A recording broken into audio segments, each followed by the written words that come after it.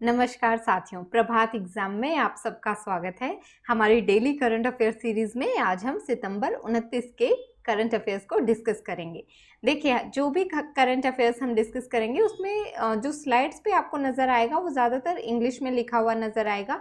हालांकि मैं जो हिंदी के न्यूज़पेपर्स हैं उनसे, जैसे दैनिक जागरण, उससे भी बहुत ज़्यादा मटेरियल ले रही हूँ। जो मैं आपको एक्सप्लेन करती हूँ वो मैं हिंदी में ही एक्सप्लेन करूँगी, हिंदी में ही समझाऊँगी, ठीक है। पर देखिए, इंग्लिश से दूर ना भागिए, क्योंकि एक आपका कंपलसरी पेपर तो है ही है, ठीक है। लैंग्वेज वो तो क्वालिफाई करना ही है। तो यहाँ पर मैं बहुत हाई फाई अंग्रेजी का इस्तेमाल नहीं कर रही हूँ, एकदम सिंपल इंग्लिश का यूज़ किया जा रहा है। तो आई होप आप समझेंगे इस चीज़ को। चलिए शुरुआत करते हैं। जो हमारा पहला टॉपिक है वो MS स्वामीनाथन जी के बारे में है। कौन है ये? इन्हें कहा जाता है हरित क्रांति के जनक। भारत में हरित क्रांति के जनक MS स्वामीनाथन जी नहीं रहे, तो ये खबर बनी है। ये तमिलनाडु में जन्मे थे 7 अगस्त 1925 को। So he was 98 years of age, ठीक है। और इन्होंने कृषि विज्ञान में कैम्ब्रिज यूनिवर्सिटी से PhD हासिल करी। उसके बाद धान व गेहूं की ज़्यादा पैदावार करने वाली किस्मों को विकसित किया। अब आपके लिए पहला क्वेश्चन यही है कि जो धान है होता है पैडी, इंग्लिश में बोलते हैं इसको पैडी या राइस, ठीक है। और व्हीट यानी गेहूं, इनकी आपको मुझे दो दो किस्मों के नाम बताने हैं, ठीक है। दो दो वेराइटीज़ के नाम बताने हैं कमेंट सेक्शन में। थोड़ा सा मुश्किल क्वेश्चन है, पर आप सर्च करेंगे तो बहुत हेल्प होगी। और PCS में इसके बारे में बहुत सवाल पूछे जाते हैं, ठीक है। वेराइटीज़, तो धान यानी पैडी और गेहूं व्हीट की दो दो वेराइटीज़ के आप नाम लिखें, ठीक है। तो 1925 में जन्मते हैं तमिलनाडु में, और फिर कृषि विज्ञान की PhD करते हैं कैम्ब्रिज यूनिवर्सिटी से। उसके बाद ये ऐसी किस्मों को विकसित किया जाता है जिनसे ज़्यादा पैदावार होती है। मतलब आप वही बीज लगाएंगे तो उससे कम पैदावार होगी, और उसमें थोड़ी सी मॉडिफिकेशन करके दूसरा नया हाई यील्डिंग वैरायटी बोलते हैं इसको, कि जिससे ज़्यादा पैदावार हो, हाई यील्ड निकले, है ना। ऐसे जो बीज थे उनको इन्होंने विकसित किया। खाद्य पोषण यानी फूड सिक्योरिटी, न्यूट्रिशन, इनके ये प्रबल समर्थक रहे पूरे समय। और 67 में इनको पद्मश्री व 72 में पद्म भूषण अवार्ड मिला है। देन पद्म विभूषण से भी इन्हें नवाजा गया है। इनकी 81 डॉक्टरेट की उपाधियां थी, ठीक है। तो ये बहुत बड़ी बात रहे। और 2007 से 2013 में ये राज्यसभा के सदस्य भी रहे। तो यहाँ तो हमने MS स्वामीनाथन जी के बारे में जाना। अब थोड़ा सा ग्रीन रेवोल्यूशन कब आया?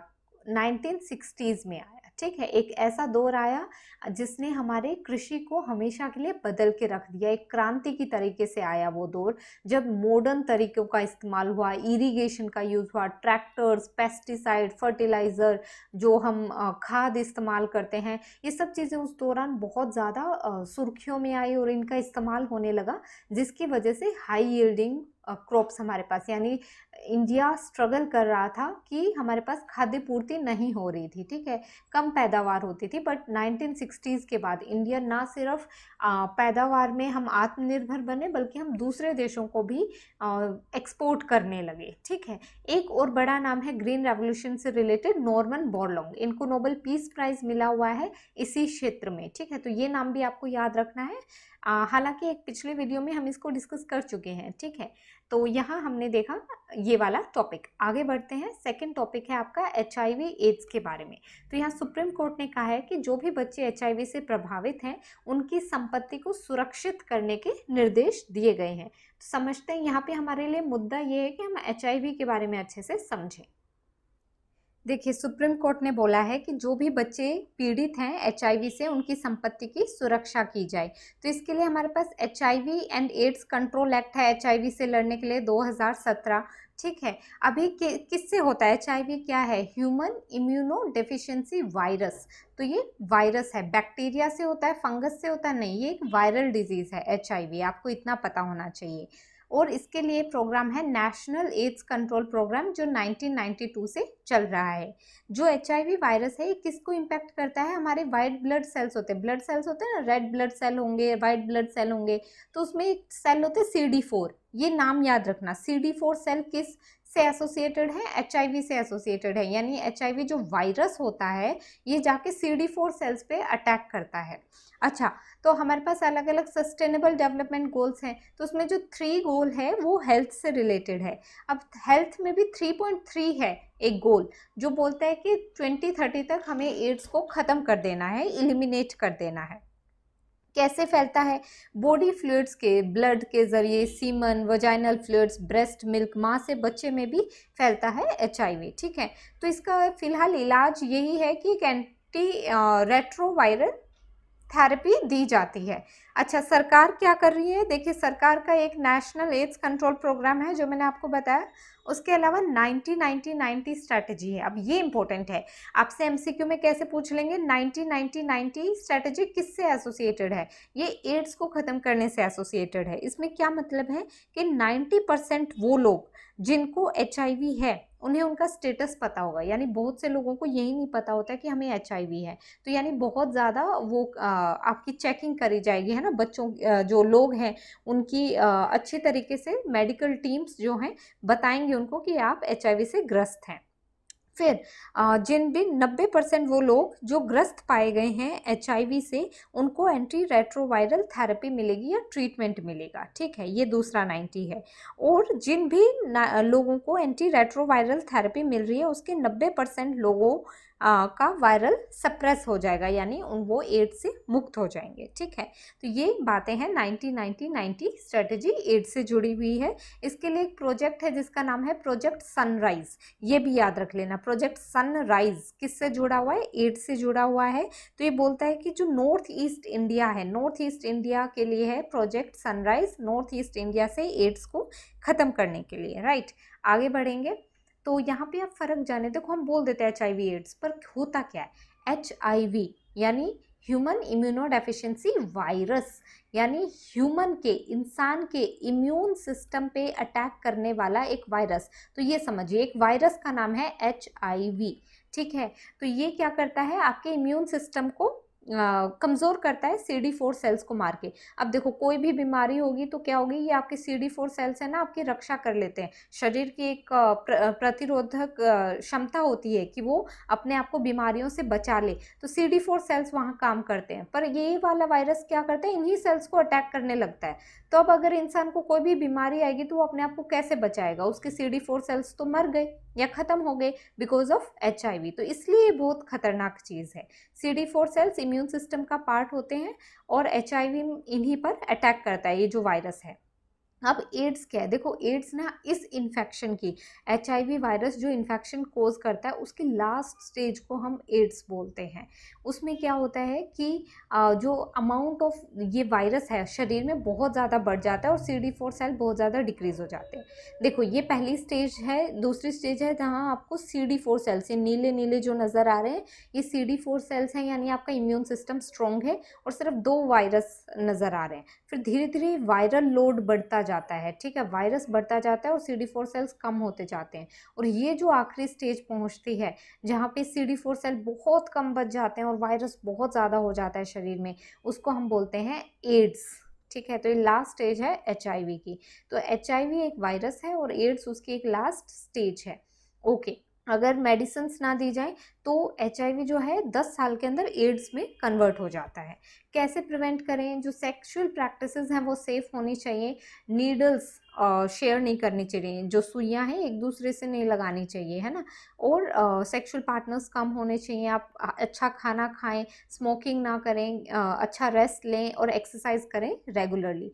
ये तरीके हैं। अगला हमारा टॉपिक है मीजल्स। ठीक है, तो ये आज फिर न्यूज़ में था क्योंकि दिल्ली के अंदर मीजल के केसेस बढ़ते जा रहे हैं। तो अब हम समझेंगे मीजल्स क्या होता है।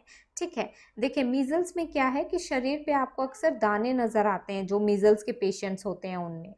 देखिए, अभी पिछले टॉपिक में हमने HIV एड्स पढ़ा है, तो उससे रिलेटेड एक सवाल है मेरा आपसे। आप मुझे ये बताएंगे कि एड्स डे हम कब मनाते हैं इंडिया में या ऑल ओवर द वर्ल्ड? ठीक है, there is a particular day that is dedicated to this disease, वो आपको बताना है। इसी तरह मीजल्स का जो डे है वो हम 16 मार्च को मनाते हैं। 16 March is associated with measles immunisation, vaccine लगाई जाती है मीजल्स से बचने के लिए।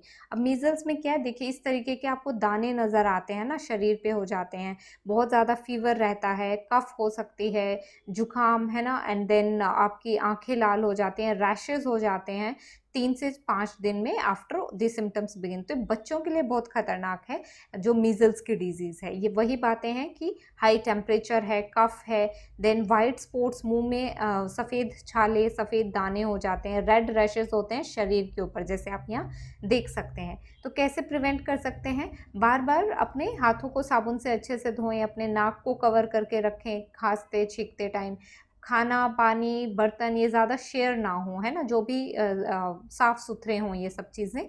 और जिस भी इंसान को हो मीज़ल्स, उसको आइसोलेट कर देना चाहिए घर में एटलीस्ट फॉर 4 डेज़। दूसरे लोगों के साथ कॉन्टैक्ट उसका कम से कम होना चाहिए, और बच्चों के साथ तो बिल्कुल ही नहीं होना चाहिए। तो इसके लिए एक वैक्सीन दी जाती है, उसको बोलते हैं MMR, मीज़ल्स मम्स रूबेला। इन तीनों की एक वैक्सीन दी जाती है between when the child is 12 to 15 months year, 12 to 15 months old. 12 से 15 महीने का जब बच्चा होता है तो उसको ये वैक्सीन दी जाती है। इस तरीके से मीजल्स से निपटा जा सकता है, राइट। एंड देन और भी चीज़ें इसके बारे में कि कैसे होती है, तो वायरल डिजीज़ है मीजल्स भी एक वायरल। ये पूछ लेंगे मीजल्स बैक्टीरिया से होता है, किससे होता है? नहीं, वायरल डिजीज़ होती है। कोई भी डिजीज़ वाला क्वेश्चन आए तो ये देखो कि वो कौन कोज कर रहा है। तो it is caused by virus, और एक से दूसरे इंसान में फैलती है, ठीक है। कोई स्पेसिफिक ट्रीटमेंट तो नहीं है, बट उसके कॉम्प्लिकेशंस को रिड्यूस किया जा सकता है by supportive care. Like fever है तो फीवर की दवाई दे दी, रैशेज़ को उसमें खुजली की दवाई खुजली कम करने की दवाई दे दी, रैशेज़ की दवाई दे दी, ठीक है। और वैक्सीन, जो इसकी वैक्सीन है वो मैंने आपको बता दी, उसको MMR बोलते हैं, मीजल्स मम्स रूबेला वैक्सीन, ठीक है, राइट। एंड गवर्नमेंट का इनिशिएटिव है, मिशन इंद्रधनुष के तहत ये वैक्सीन दी जाती हैं बच्चों को। तो ये मैंने आपको बताया मीजल्स के बारे में। बढ़ते हैं हमारे अगले टॉपिक के बारे में, जो है वर्ल्ड हार्ट डे। तो 29 सितंबर को मनाया जाता है विश्व हृदय दिवस, है ना, हार्ट डे है। अब यहाँ पर आप देख सकते हैं कि हमारी अच्छी डाइट का क्या रोल है हार्ट डिजीज़ को अवॉइड करने में। तो हमें कोशिश ये करनी चाहिए, देखो हार्ट का काम क्या है, ब्लड पंप कर रहा है वो आपकी पूरी बॉडी में, तो आपको वहाँ से ऑक्सीजन फिल्टर कर रहा है, ब्लड कैरी कर रहा है, तो वर्कलोड उसका हमें कम से कम रखना है, कोलेस्ट्रॉल लेवल्स ठीक रखने हैं, ब्लड प्रेशर नॉर्मल रहे, ये सब हमारी कोशिशें होती हैं।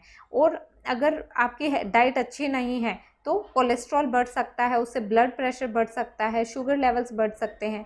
तो ये खाने यहाँ पे दिए हुए हैं, आप इसको पढ़ सकते हैं आराम से कि हमें सॉल्टी फूड जो है वो अवॉइड करना चाहिए ब्लड प्रेशर में। ये एक दिन जब हम हाइपरटेंशन वाला टॉपिक पढ़ रहे थे तो मैंने बहुत डिटेल में बताई थी ये बातें कि सॉल्टी फूड, ज़्यादा नमक वाला खाना हमें अवॉइड करना चाहिए। हेल्दी डाइट लें, बैलेंस डाइट लें, विटामिन आयरन कार्बोहाइड्रेट्स में रिच डाइट लें, और एक्सरसाइजेस करें, प्लस जो खाना है उसको धीरे धीरे चबाकर खाएं। तो ये चीज़ें हैं यहाँ पर आपको बताया हुआ है इसके बारे में। तो आप इस आर्टिकल में इसको बहुत डिटेल में पढ़ सकते हैं वीडियो को पॉज करके। Use heart for every heart, यानी ये है वर्ल्ड हार्ट डे के बारे में। यहाँ पर कुछ रिस्क फैक्टर्स दे रखे हैं जिसकी वजह से हार्ट डिजीजेज हो सकते हैं। देखो, दिल से जुड़ी हुई या धमनियों से जुड़ी हुई जो डिजीजेज है ना, ब्लड वेसल्स और दिल से जुड़ी हुई जो डिजीजेज हैं, उनको हम क्या बोलते हैं? Cardiovascular diseases, cardiovascular diseases. तो इनसे रिस्क फैक्टर क्या होता है कार्डियोवैस्कुलर डिजीजेस का? देखो, इनका ना बढ़ता जा रहा है परसेंटेज। जितने भी लोगों की डेथ हो रही है तो उसमें हार्ट डिजीजेस की वजह से होने वाली डेथ बढ़ रही है, कार्डियोवैस्कुलर डिजीजेस का रेट बढ़ता जा रहा है। रिस्क फैक्टर क्या है? अल्कोहल का कंजप्शन, अनहेल्दी डाइट लेना, टोबैको का यूज़ करना, फिजिकल इनएक्टिविटी मतलब एक्सरसाइजेस वगैरह ना करना, ये रिस्क फैक्टर है। देख लो ध्यान से इनमें से क्या करते हो और क्या नहीं करते हो, तो ध्यान देना है इस चीज़ का। हाँ, ये हुई आपकी कार्डियोवैस्कुलर डिजीजेज। और इंडिया क्या कर रहा है? देखो, नेशनल हेल्थ मिशन के तहत ना एक प्रोग्राम है for prevention and control of cancer, diabetes, cardiovascular diseases. ठीक है, ये सब नॉन कम्युनिकेबल डिजीज। देखो जितनी भी बीमारियां होती हैं या तो होती है कम्युनिकेबल, यानी एक इंसान से दूसरे में फैलने वाली, दूसरी होती है नॉन कम्युनिकेबल जो नहीं फैलती है एक से दूसरे में। तो उसमें है आपका कैंसर है, डायबिटीज है, कार्डियोवैस्कुलर डिजीज है, हार्ट से रिलेटेड। तो जो इसके लिए एक स्पेशल मिशन चलाया हुआ है सरकार ने। फिर अमृत मिशन है एक, उसमें क्या है कि affordable medicine and reliable implants for treatment, जो हार्ट इम्प्लांट करते हैं, ठीक है, इन सब के लिए इसको अफोर्डेबल बनाना, यानी लोग आसानी से ये करवा पाएं। तो ये भी एक सिस्टम है जो सरकार ने लॉन्च किया है। चलिए आगे चलते हैं और नेक्स्ट टॉपिक की तरफ, वो है 5 आइज अलायंस। तो यहाँ पर क्या मतलब है 5 आइज अलायंस का, चलिए देखते हैं। देखो ये कुछ नहीं है, ज़्यादा इसमें समझने वाली बात नहीं है, ये इंटेलिजेंस ग्रुपिंग है एक तरीके की।